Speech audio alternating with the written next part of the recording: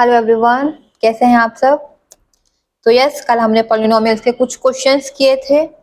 आज हम कुछ अलग टाइप के क्वेश्चंस करेंगे, जैसे कि वैल्यू ऑफ पॉलिनोमियल।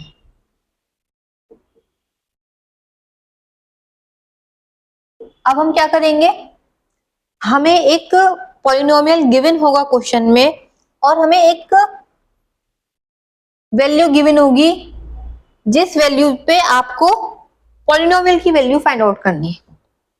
ठीक है, फॉर एग्जाम्पल आपका पॉलिनोमियल है x cube plus x square minus x plus 2 equal 0। Okay, तो अब आपका ये पॉलिनोमियल है, आपसे क्वेश्चन में कहा गया है, अभी ये इक्वल हटा दीजिए। आपसे क्वेश्चन में कहा गया है you have to find out the value for X equal 1। X equal 1 का मतलब एक्स अगर हम 1 रखें तो इस पॉलिनोमियल की क्या वैल्यू होगी। ठीक है, तो सिंपली ये बहुत इजी क्वेश्चन है। सिंपली आपको क्या करना है, आपको सिर्फ x की प्लेस पे 1 पुट करना है, 1 cube plus 1 square minus 1 plus 2 and then simplify करना है। जो आंसर आएगा that will be your final answer. बहुत इजी क्वेश्चंस है, अभी बहुत इजी चल रहा है, तो इसलिए अपने कॉन्सेप्ट को स्टार्टिंग से क्लियर करके चले ताकि आगे आपको दिक्कत ना आए।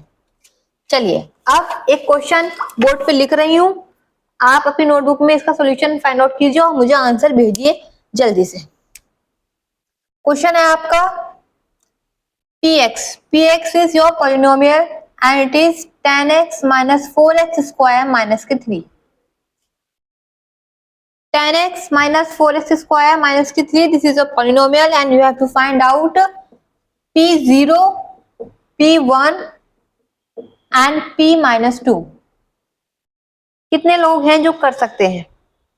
अपने अपने आंसर मुझे शेयर कीजिए कमेंट सेक्शन में, और जो नहीं कर पा रहे हैं वो मेरे साथ बोर्ड पे देखिए।